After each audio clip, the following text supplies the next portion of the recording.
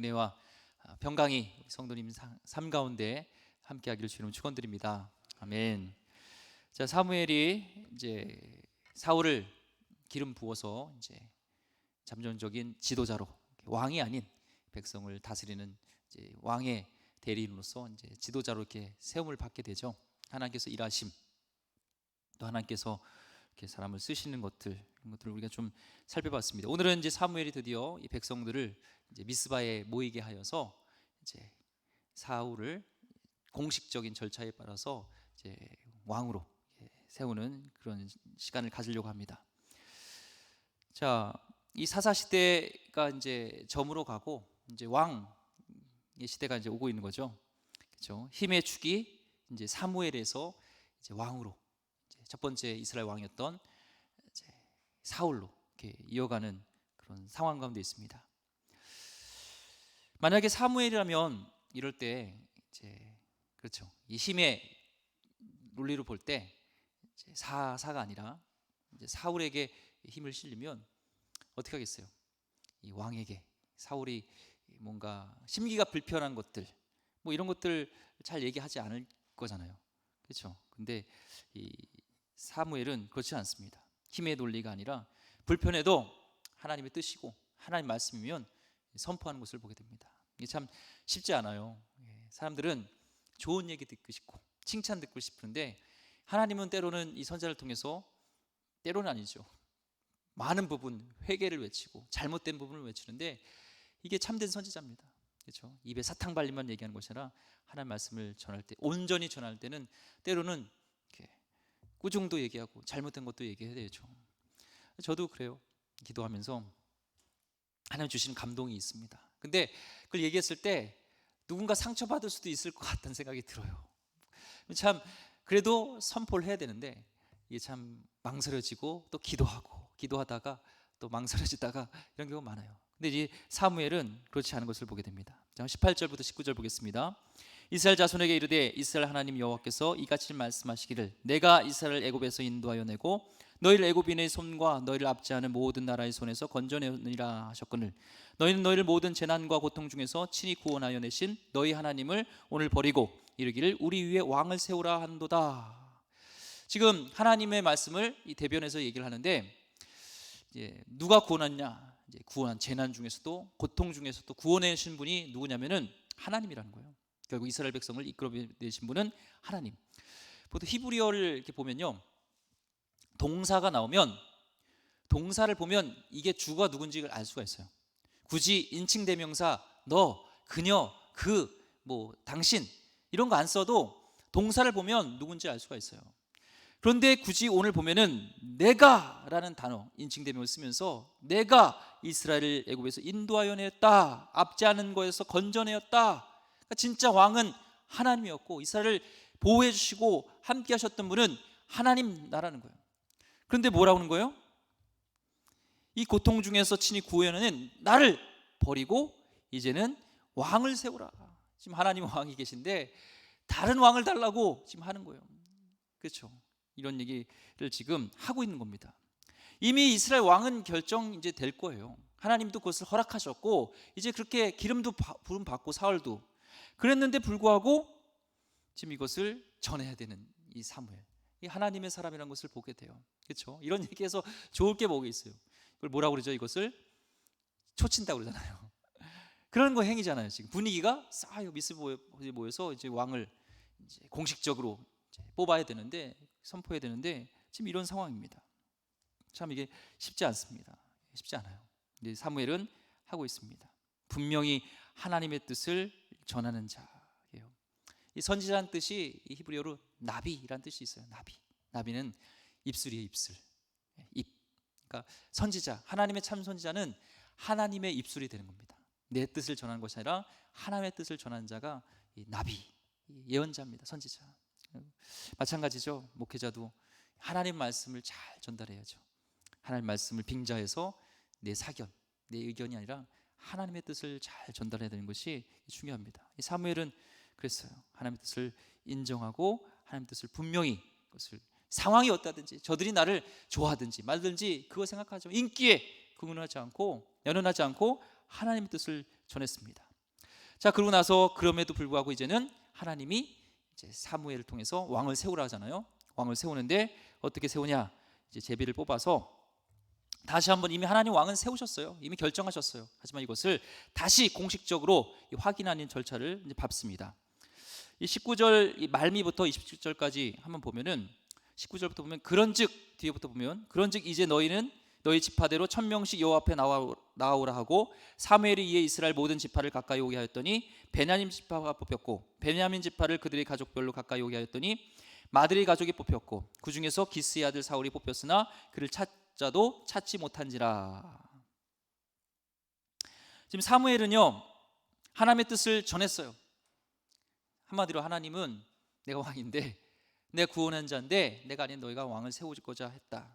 하나님의 속마음을 얘기합니다. 그럼에도 불구하고 이제 하나님이 시키신 일을 백성 앞에 행하는 거예요. 사무엘도 이 하나님 말고 인간 왕을 세우는 것을 좋아했나요? 싫어했나요? 사무엘도 싫어했잖아요. 지금 자기 뜻이 아니에요. 하지만 하나님이 그렇게 시키니까 여기에 순종하는 것이죠. 우리의 뜻과 내 생각과 달라도 하나님의 사람이라면 그것을 순종해가는 것, 이게 굉장히 중요합니다. 교회에서도 마찬가지예요. 여러 가지 의견들이 다를 수가 있어요. 논쟁도 있을 수 있습니다. 근데 내 생각과 다를지라도 그게 합의되어지고 그것이 절차에 의해서 되어지면, 결정되었으면 따라가고 이것이 하나님의 뜻인가 보다 하고 가야 되는 거예요. 근데요 사람이 그래요. 솔직히 얘기하는 거예요. 내 뜻이 관찰이 안 돼요. 그러면은 기분이 좋죠. 기분이 안 좋죠. 내 뜻이 관찰이 돼야 되는데. 그럼 사람 심리는 어떠면 내 뜻이 관찰이 안 되면 그 의견에 대한 진행을 막거나 아니면 소극적으로 바뀝니다. 저는 그렇던데요. 솔직히 얘기를 들면 뭐 방해는 아니더라도 소극적으로 하게 돼요. 적극적으로 안 하게 돼요. 내 뜻이 아니다 생각하면. 그런데 좀 사무엘을 통해서 우리가 배우는 것은 내 뜻과 다를지라도 그것이 합의되어진 하나님의 뜻이라고 우리가 믿는다면, 기도하고 그 과정 가운데 그것이 내 뜻과 다를지라도 하나님이 말씀하신 것이라면, 이 시대는 하나님 직접 말씀하셨지만 지금은 뭐 권위를 통해서도 또 성도들을 통하여서도 우리가 여러 가지 회를 통하여서도 말씀하실 수 있잖아요. 성경을 근본으로 얘기하지만, 그렇다면 우리 결정된 것에 대해서 뭐 우리 의사기관도 있잖아요. 그렇잖아요. 그런 것들을 따라가야 되는 것이 맞는 것을 보게 됩니다. 이제 사무엘은 나의 뜻은 아니지만 하나님의 선지자이기 때문에 하나님의 뜻을 이제 순종하면서 이 백성들 앞에서 사울을 뽑는 이제 제비 뽑기를 하죠. 그래서 1000명씩 나오게 하고 보니까 이 베냐민 지파가 또 뽑혔어요. 여러 지파 중에서 또 그 지파에서 보니까 가족별로 모이게 되니까 마드리의 가족이 뽑혔고 그 중에서도 기스의 아들 누가요? 사울이 다 제비 뽑기로 뽑힌 거예요. 함께 모인 백성들 안에서 그 과정을, 왕이 되는 과정을 공식적인 공적인 과정으로부터 이렇게 뽑아가는 것이죠. 이미 하나님께서는 사울을 기름 붓고 왕으로 세우라고 하셨어요. 이 사무엘은 다 알고 있어요. 지금 하나님의 뜻을 이루기 위해서 속전속결로 그냥 대충 할 수 있어요. 그냥 왕으로 세울 수도 있어요. 그런데 정확하게 이것을 공식적인 방법을 통해서 해가는 것을 보게 됩니다. 우리는 그렇게 할 필요가 있어요.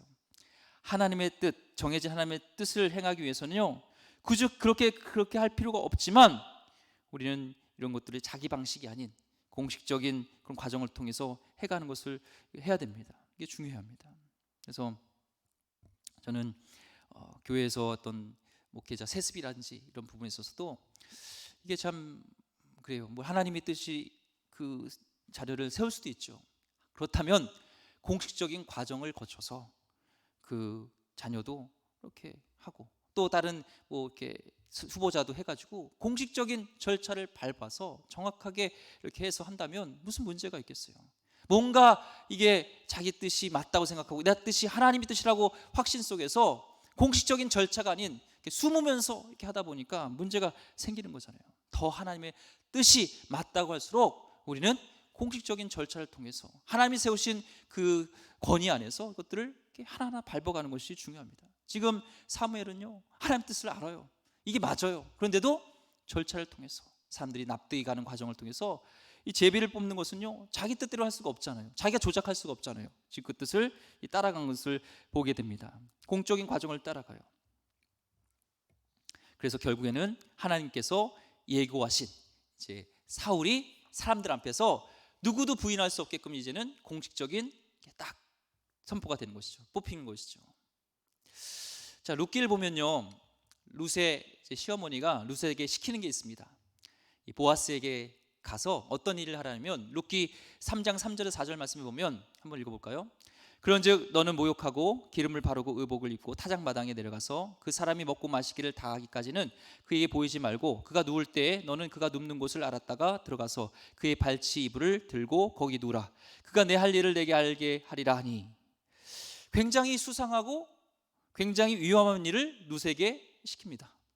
보아스의 한마디로 이렇게 들어가라는 거예요. 이불에 가서 뭐예요? 발치에 누우라는 겁니다. 이 나오미가 룻을 사랑했어요. 이게 굉장히 희한하고 굉장히 위험한 일이지만 룻이 순종할 수 있던 것은 뭐예요? 시어머니의 사랑, 자기를 향한 사랑을 알았기 때문에 그 명령대로 한 것처럼 우리도 하나님의 사랑에 때문에 내 뜻과 다르고 뭔가 희한하고 뭔가 다른 것 같아도 우리는 믿음과 순종으로 나가는 것이죠.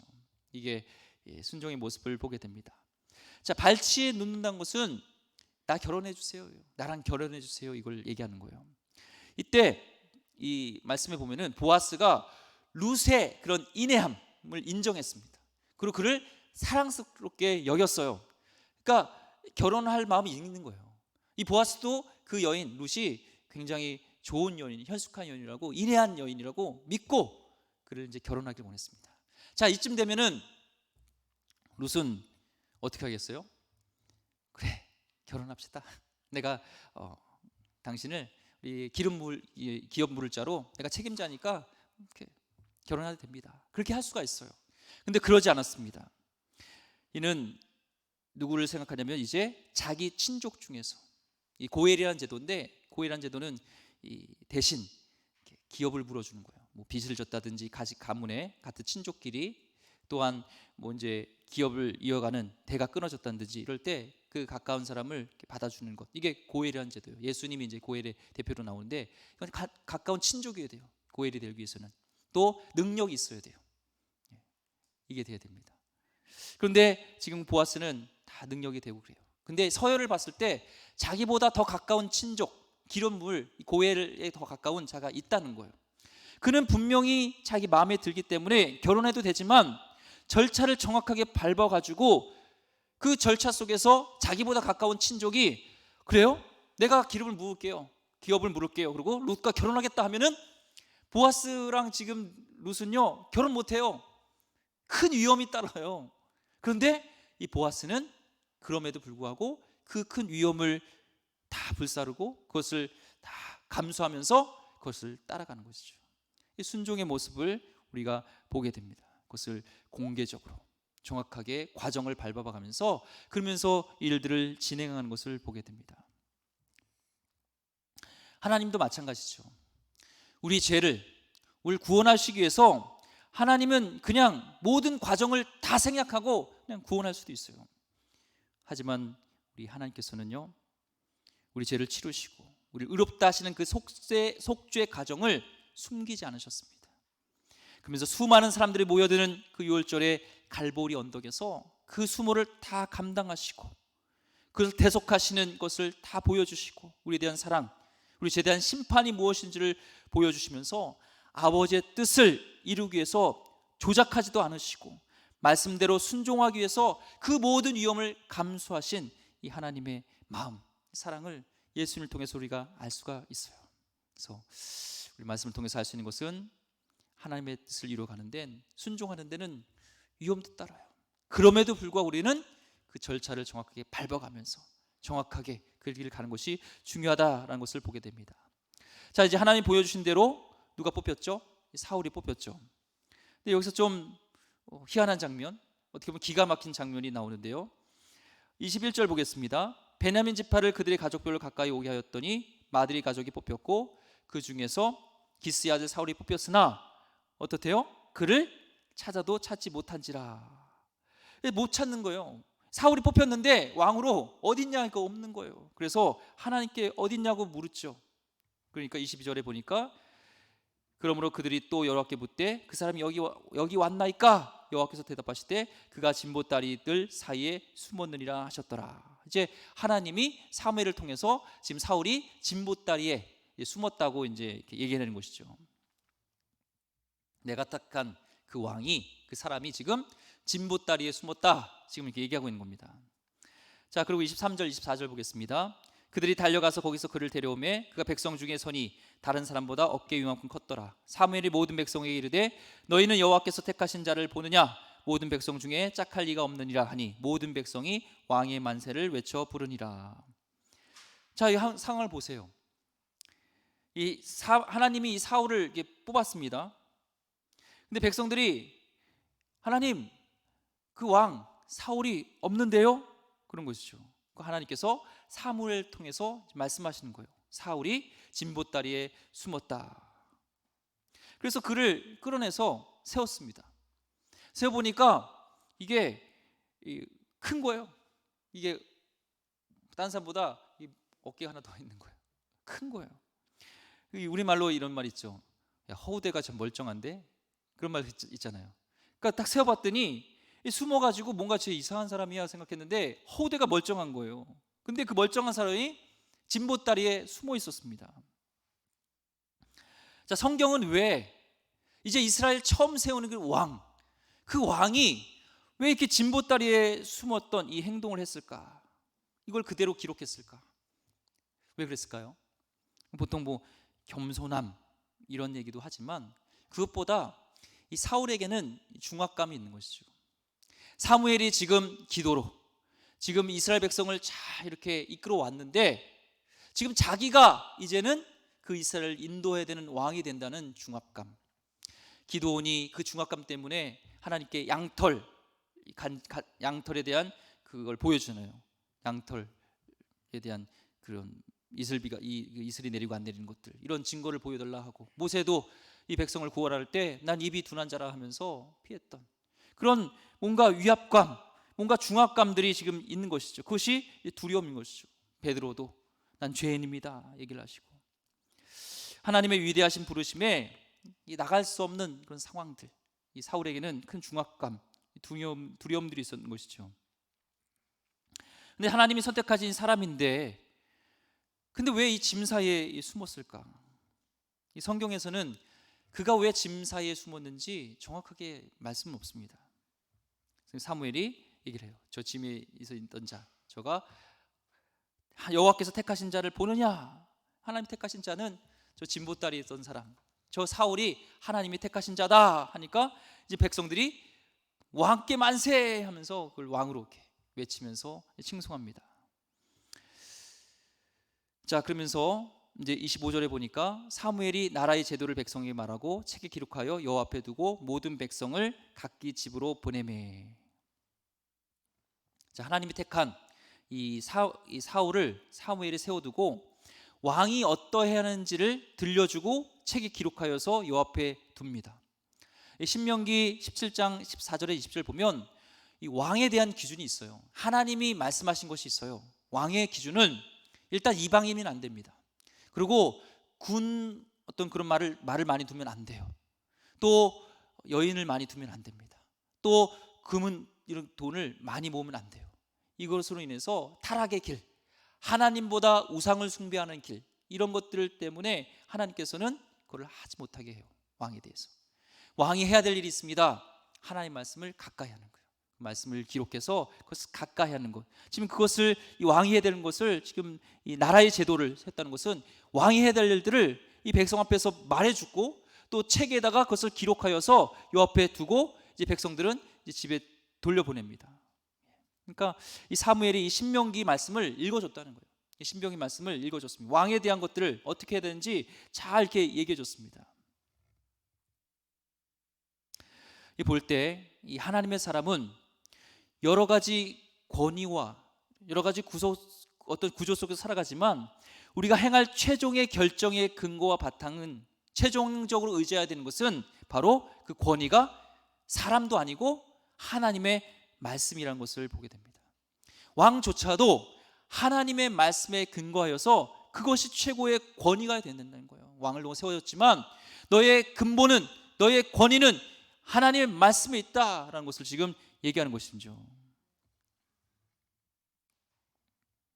우리는요, 이 말씀이 이게 부딪히게 돼요. 이따도 살펴보겠지만 이 백성들이 볼 때 왕의, 본인들이 원했던 왕의 조건, 또 왕이 해야 될 일과 너무 달라요.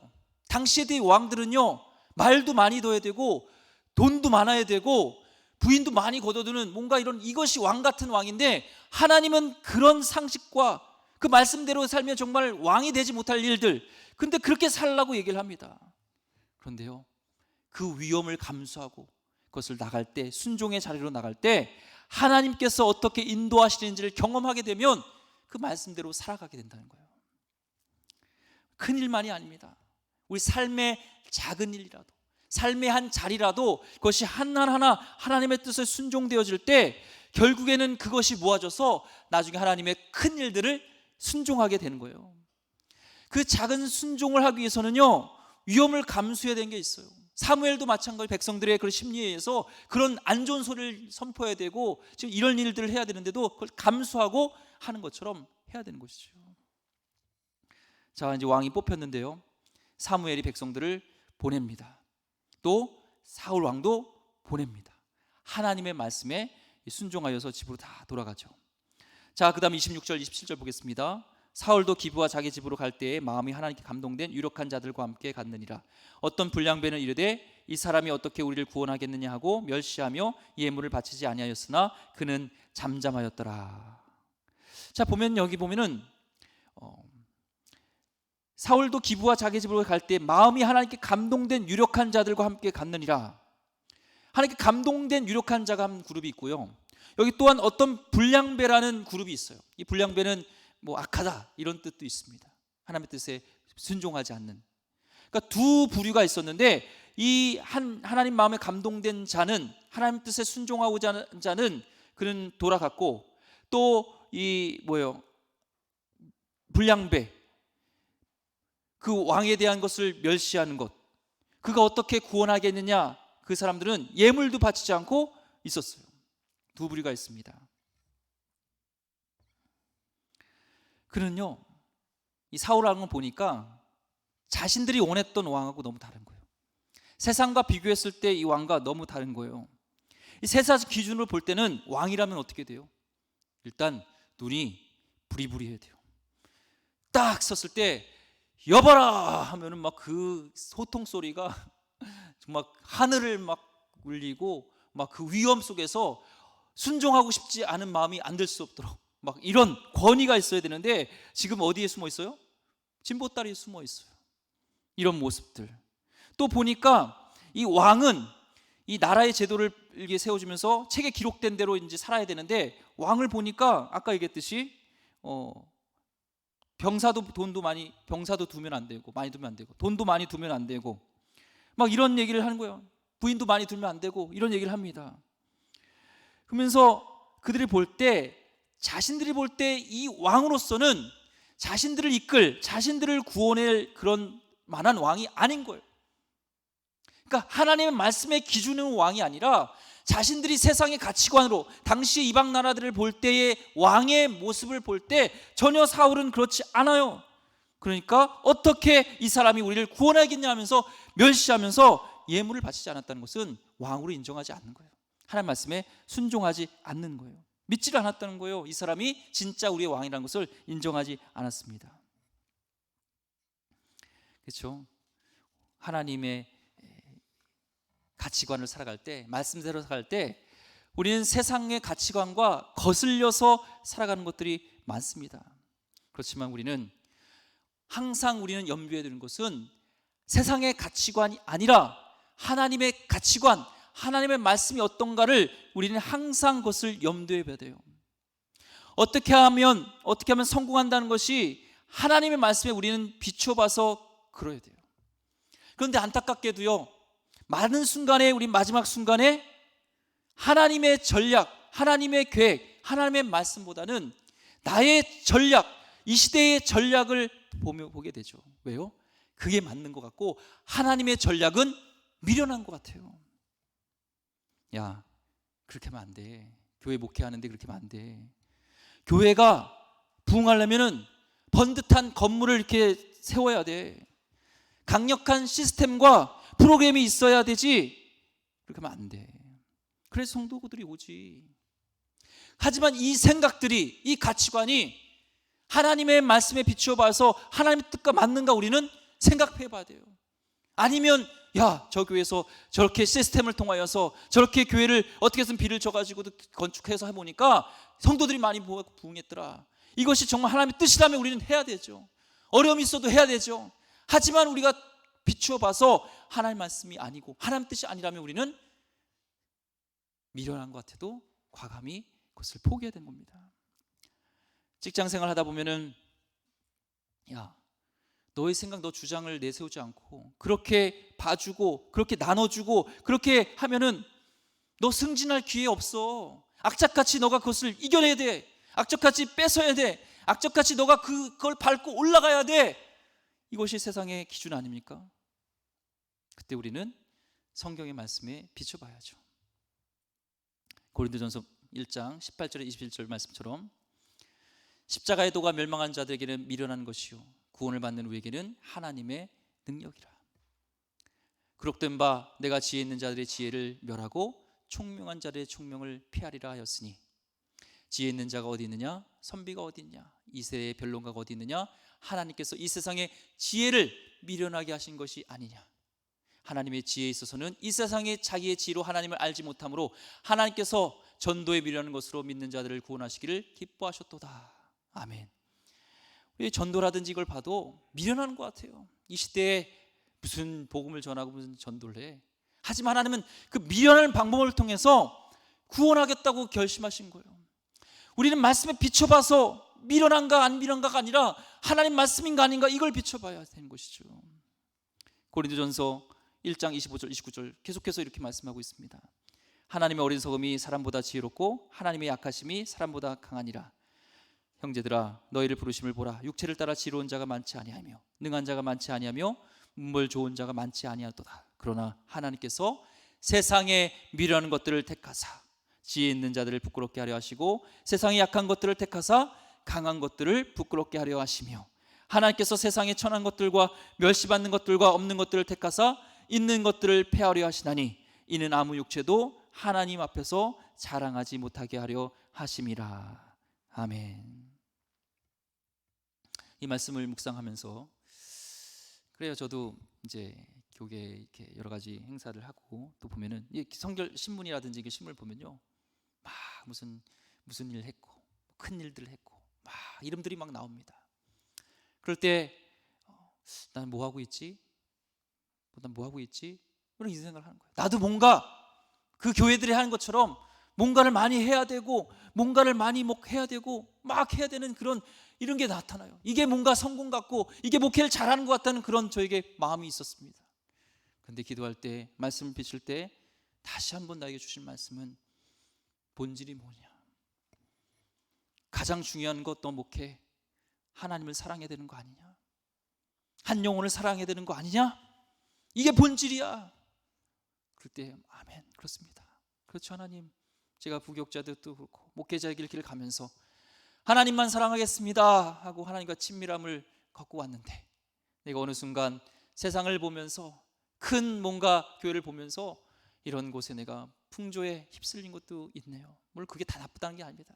하지만 내 중심에 하나님보다 다른 것이 차지하고 있었던 것을 보면서 회개했습니다. 오늘 진보다리에 숨은 사울, 인간의 눈을 볼 땐 오늘 불량한 자들이 볼 때는 왕 같지 않아요. 그렇지만 하나님은 연약하지만 부족한 자지만 그를 통해서 하나님의 뜻을 세우고자 하고 나가고 있습니다. 왕 되는 것이 뭔가 권력을 많이 갖고 말도 많이 가져야 되고 군마도 많은 여인과 결혼해서 정략 결혼해서 이방 왕들과 이렇게 친하게 지내야지 이게 성공할 것 같아요. 하지만 하나님께서는 그것들을 제하라고 합니다. 우리는 미련한 것 같아도 하나님의 방법을 붙들고 가는 자인 줄 믿습니다. 예수님의 그 십자가에서 어린 양처럼 야 내려와라 내려와라 조롱하면서 야 내려왔다 이러면 되는데 묵묵하게 그걸 참으면서 미련한 것 같지만 십자가에서 그 죽음으로 인하여서 온 인류의 구원을, 나의 구원을 이루신 것처럼 오늘도 하나님께서는 미련한 것 같지만 하나님께서는 하나님 말씀에 순종하면서 미련한 것 같지만 그때로 세상의 가치관을 배격하고 하나님 뜻대로 살려고 하는 그 자를 통해서 하나님은 이 땅을 다스리게 할 줄 믿습니다. 여러분, 그런 하나님의 귀한 사람, 그런 백성 되기를 주의 이름으로 축원드립니다. 기도하겠습니다. 하나님, 그렇습니다. 순종하는 것들은 정말 위험을 감수하는 우리의 모습이 있습니다. 그럼에도 불구하고 하나님 세상의 가치관, 내 야망, 내 욕망이 아닌 하나님의 뜻, 하나님 말씀에 비추어서 지금 내가 하고자 하는 이 생각들이 옳은가를 다시 한번 돌아보면서 다시 한번 십자가의 나의 욕심과 나의 생각들을 못 받고 하나님의 뜻으로, 하나님의 말씀으로 살아가는 하나님 백성 되게 하여 주시옵소서. 이 시대에도 하나님, 미련한 자를 통해서 하나님의 나라가 이루어지며 미련한 자를 통해서 하나님의 역사가 일어난 줄 믿습니다. 하나님만 붙들고 하나님 말씀을 진리로 믿고 살아가는 순종하는 하나님 백성들이 일어나게 하여 주시옵소서. 귀하신 예수 그리스도 이름으로 기도드립니다. 아멘.